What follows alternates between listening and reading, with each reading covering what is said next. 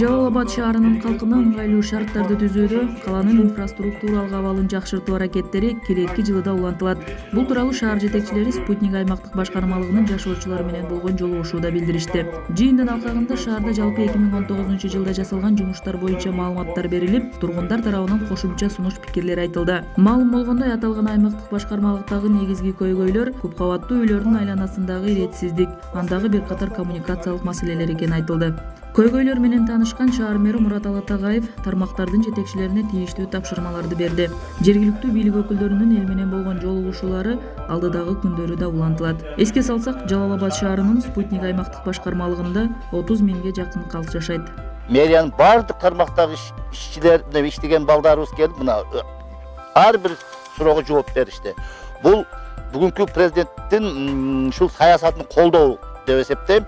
Баягы айтат го, бийлик элге кызмат кылсын деген мына бүгүн көрүнүп атат. Мен ыраазыбыз, мына эл дагы ыраазычылык билдирди. Ушул мэриянын кылган иштерине кийинки 20-жылдагы пландарын да уктук.